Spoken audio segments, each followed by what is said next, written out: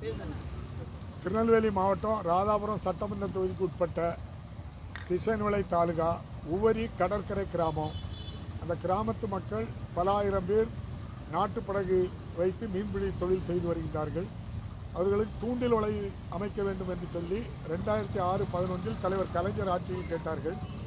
தலைவர் கலைஞர் ஆட்சி காலத்தில் சென்னையில் இருக்கின்ற IIT இந்தியன் இன்ஸ்டிடியூட் ஆஃப் டெக்னாலஜியில் அந்த டெக்னிக்கல் செக்ஷனுக்கு பணம் கொடுத்து அதை ஆய்வு செய்து அறிக்கையை பெற்று அதன் மூலம் பூனேவில் இருக்கின்ற central water and power research ஸ்டேஷனுக்கு அதை அனுப்பி அவர்கள் அதை வரைபடமாக டிசைன் செய்து எவ்வாறு கட்ட வேண்டும், எவ்வளவு பணம் தேவைப்படும் என்று சொல்லி அவர்கள் ரிப்போர்ட் தந்தார்கள்.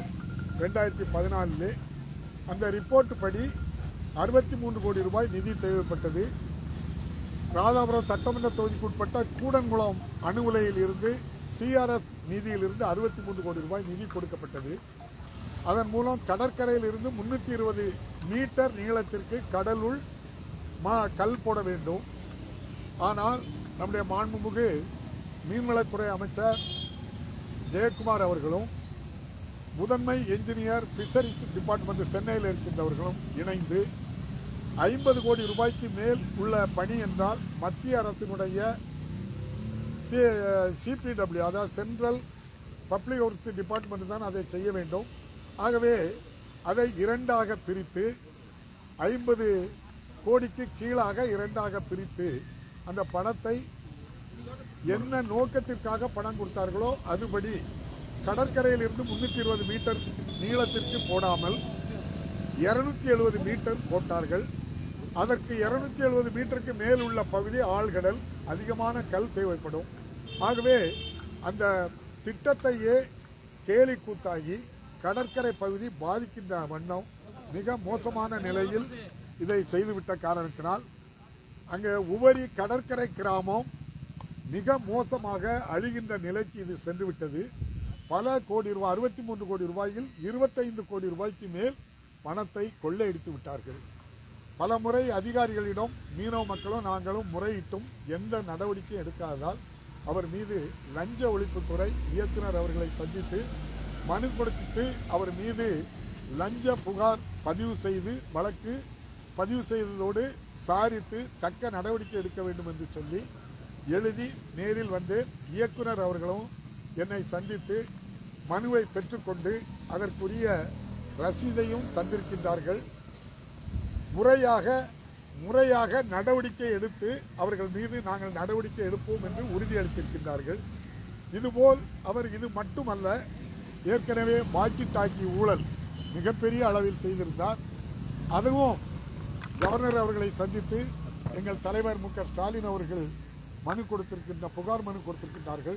அதுவும் நடவடிக்கை எடுக்கவில்லை. அதே போன்று தமிழ்நாடு பப்ளிக் சர்வீஸ் கமிஷனில் பல கோடி ரூபாய் ஒவ்வொரு பணியிடங்களுக்கும் 50 லட்சம் 60 லட்சம் என்று சொல்லி ஆட்கள் வைத்து தரகர்கள் இடைத்தரகர்களை வைத்து பல கோடி ரூபாய் கொள்ளையடித்திருக்கின்றார்கள். ஆனால் இவ்வளவு ஊழல்களையும் செய்துவிட்டு மிகப்பெரிய ஒரு பசுத்தோல் போர்த்திய புலி போல் அவர் தமிழக அரசியல் அமைச்சராக இருந்து கொண்டு கோடியாக கொள்ளையடித்துக் கொண்டிருக்கின்றார்கள். ஆகவே அவர்கள் மீது தக்க நடவடிக்கை எடுக்க வேண்டும் என்று சொல்லி நம்முடைய இயக்குனர் அவர்கள் ஜெயந்த் முரளி அவர்களிடம் அவருடைய கவனத்திற்கு சொல்லியிருந்தோம். நிச்சயமாக நல்ல நடவடிக்கை எடுப்பேன் என்று கூறியிருக்கின்றார்கள். மிக்க மகிழ்ச்சி. பல அமைச்சர்கள் மேல லஞ்ச ஒழிப்புத்துறையில திமுக புகார் இருந்துச்சு. அந்த புகாரின் மேல நடவடிக்கை இல்லை அப்படிங்கிற அடிப்படையில் தான் ஆளுநர் மேல புகார் போயிருக்கு. இந்த நிலைமையில லஞ்ச ஒழிப்புத்துறை மீது உங்களுக்கு நம்பிக்கை இருக்கு நினைக்கிறீங்களா? அதாவது லஞ்ச ஒழிப்புத்துறை இயக்குனர் அவர்கள் பணியை நான் குறை சொல்ல விரும்பவில்லை. தமிழக அரசு லஞ்ச ஒழிப்புத்துறை இயக்குநரிடம் கொடுக்கப்படுகின்ற புகார் மனுவை அவர்கள் நேரடியாக விசாரிப்பதற்கு அனுமதி வழங்கப்படவில்லை. கடந்த 2018ஆம் ஆண்டு லஞ்ச ஒழிப்புத்துறை சட்டத்தையே மாற்றி ஒரு புகார் மனு லஞ்ச ஒழிப்புத்துறை இயக்குநரிடம் கொடுத்தால் அவர் நேரடியாக அந்த மனுவை விசாரிக்க முடியாது. அந்த மனுவை அவர் அங்கிருந்து ஒரு தபால்காரர் போன்று பிரின்சிபல் செக்ரட்டரிக்கு தான், பொதுத்துறை செக்ரட்டரிக்கு தான் அதை தபால் அனுப்ப வேண்டும். பொதுத்துறை செக்ரட்டரி தான் அதை பரிசீலனை செய்து இந்த புகார் மனு மீது நடவடிக்கை எடுக்கக்கூடிய முகாந்தரம் இருக்கு இல்லை என்று சொல்பவர் அந்த பொது பிரின்சிபல் செக்ரட்டரி தான். அவர் அமைச்சரவைக்கு கீழே பணியாற்றுகின்ற ஒரு பணியாளர். தன்னுடைய பணியாளர்கிட்ட ஜட்ஜியாட்டு நீதிபதியாட்டு எனக்கு நியாயம் வழங்கு என்று சொன்னால் நியாயம் கிடைக்குமா? கிடைக்காது. அதைத்தான் தமிழ்நாடு முழுவதும் 12,524 கிராம ஊராட்சிகளில் சுமார் 23 லட்சம் LED விளக்கு அமைத்ததில் நம்முடைய ஐயா அமைச்சர் வேலுமணி அவர்கள் இதுபோல் 875 கோடி ரூபாய்க்கு மேல் முறைகேடு செய்திருக்கிறதா RTIயில் தகவல் உரிமை சட்டத்தில் எல்லாம் பெற்று இயக்குநர்கிட்ட கொடுத்தோம். நடவடிக்கை எடுக்கலை. உயர்நீதிமன்றத்துக்கு போச்சு. அங்கேயும் சரியான நடவடிக்கை எடுக்காததால் இந்த சட்டத்தை சேலஞ்சு பண்ணி அதுக்கும் ஒரு பில் போட்டிருக்கேன். நான் என்னுடைய வழக்கறிஞர் நான் NR இளங்கோ நாடாளுமன்ற மேலவை உறுப்பினரும் அருண் அவர்களும் இணைந்து சிறப்பாக அந்த வாதங்களை எடுத்து வைத்த காரணத்தினால் கடந்த ஒரு வாரத்திற்கு முன்னால் நம்முடைய உயர்நீதிமன்றத்தினுடைய முதல் பெஞ்சில் இருக்கக்கூடிய நம்முடைய தலைமை நீதியரசர் அவர்கள் அதற்கு பதில் மனு தாக்கல் செய்ய சொல்லி அரசை வலியுறுத்தியிருக்கின்றார்கள். அரசு ஏற்கனவே அட்வொகேட் ஜெனரல் அவர்கள் ஒரு தகவலை நீதிமன்றத்தில் கடந்த வாரம் சொன்னார்கள். அதாவது LED வழக்கு விவகாரத்தில் ஊழல் நடக்கவில்லை என்று எந்த அதிகாரிகளும் சொல்லவில்லை. ஆகவே லோக் அதாலத்துக்கு நாங்கள் அதை அனுப்பியிருக்கின்றோம். அதே போன்று அப்பாவு ஏப்ரல் மே ஜூன் 3 மாதமும் மத்திய அரசு கொடுத்த ஒரு நபருக்கு 5 கிலோ இலவச அரிசியை தமிழக அரசு வழங்காமல் ஒரு குடும்பத்துக்கு மட்டும் 5 கிலோ அரிசியை கொடுத்து ஏமாற்றி விட்டார்கள். அதில் 800 கோடிக்கு மேல் ஊழல் நடைபெற்றிருக்கிறது என்று அந்த வழக்கையும் போட்டிருந்து அந்த வழக்கை தலைமைச் செயலாளர் அவர்கள் அதிலே போதுமான ஆதாரம் இல்லை, உண்மை இல்லை என்று முடித்து வைத்தார் என்றார்கள். ஒரு தலைமைச் செயலாளருக்கு ஆதாரம் இல்லை என்று சொல்வதற்கு எந்த அதிகாரமும் கிடையாது என்று சொல்லி எங்களுடைய வழக்கறிஞர் வாதாடிய பின்பு அவர் தற்போது அதற்கும் பதில் மனு தாக்கல் செய்ய சொல்லியிருக்கின்றார். ஆகவே வழக்கு முழுமையாக நடைபெறவில்லை என்று நீங்கள் எண்ணிவிடக்கூடாது. வழக்கு விசாரணைக்கு தயாராகிவிட்டது, ஆரம்பித்து விட்டார்கள். இன்னும் 3 மாத காலத்தில் முதல் அம்மையார் ஜெயலலிதா அவர்கள் தமிழ்நாடு முழுவதும் கிராம பஞ்சாயத்துக்கு ஒவ்வொரு கலர் டிவி கொடுத்தார். 12,500 ரூபாய்க்குள்ள டிவியை 15,500 ரூபாய்க்கு வாங்கினதாட்ட அவர் மீது புகார். முதல் வழக்கும் அவருக்கு அதுதான், முதல் கைதும் அந்த வழக்கில் தான் கைது செய்யப்பட்டார்.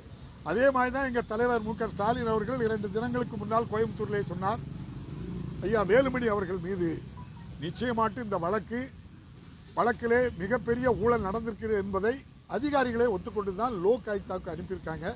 அதனால் 3 மாத காலத்தில் நல்ல விசாரணை, அதிகாரிகளே இப்போ மாறிட்டாங்க, எல்லாருமே கொண்டாங்க விசாரிச்சிருவோம் அப்படிங்கிற முடிவில் தான் எல்லாருமே இருக்காங்க. நல்ல தீர்ப்பு கிடைக்கும். இந்த அரசு கோடியாக கொள்ளையடிப்பதை மட்டுமே தொழிலாக வைத்து 5 ஆண்டு காலம் 4 ஆண்டு காலம் நடத்தியிருக்கின்றார்கள். போகிற போக்கில் 40,000 கோடி ரூபா எங்கள் தலைவர் மு க ஸ்டாலின் சொன்ன மாதிரி வேகமாக டெண்டர் விட்டு இருக்கதை கொண்டா அப்படின்னு சொல்லக்கூடிய அளவுக்கு பேரிட்டு இருக்காங்க. இது மோசமான நிலைமை. நீங்கள் பத்திரிகைகளுக்கு 60 நாளில் 1000 கோடி ரூபா விளம்பரம் கொடுத்துருக்காங்க. அதை நீங்கள் பார்த்துக்கணும். மக்கள் வரிப்பணம் இது போகிற போக்கில் அள்ளி போட்டு போகிறாங்க. உங்கள் கடமையை நீங்கள் செய்யிட்டீங்க, விளம்பரத்தை போட்டு முடிச்சாச்சு. இப்படிப்பட்ட முறைகேடுகளையும் நீங்கள் மக்கள் மன்றத்துக்கு கொண்டு செல்ல வேண்டும் என்று உங்களை அன்போடு கேட்கிறேன். அதிகாரிகள் மனமாற்றத்துக்கு என்ன காரணம்னு நினைக்கிறீங்க? அவங்க போகிற இடத்துலாம் தோற்று போங்கிற முடிவு தெரிஞ்சு போச்சு எல்லாருக்கும். தமிழ்நாட்டில் திராவிட முன்னேற்ற கழக தலைவர் மு க ஸ்டாலின் தான் அடுத்த முதல்வர். ஏற்கனவே நாடாளுமன்ற தேர்தலில் 52% வாக்குகளை பெற்றிருக்காங்க. 46% வாக்கு பெற்றிருந்த ஏடிஎம்கே 18.7% வாக்கு தான் பெற்றிருக்கு. ஏடிஎம்கே அதுக்கு அப்புறம் இப்போ சசிகலா அம்மா, ஓபிஎஸ், இபிஎஸ்னு பல குழப்பங்கள் வந்துட்டு இனிமே இது தேராதுன்னு சொல்லி பாரதிய ஜனதா கட்சியும் நினச்சிட்டு மக்களும் முடிவெடுத்துட்டாங்க. அதனால இந்த ஆட்சி எப்போ போகுங்கிறத தீர்ப்பு எழுதிட்டாங்க. சட்டமன்ற தேர்தல் வரவும் இந்த ஆட்சி முழுமையாட்டு பேரும். அதனால நம்ம திராவிட முன்னேற்ற கழக தலைவர் மு க ஸ்டாலின் தான் ஆட்சிக்கு வருவார், நியாயமான ஆட்சி தருவார், ஊழலை விசாரிக்கலான்னு முடிவெடுத்துட்டாங்க.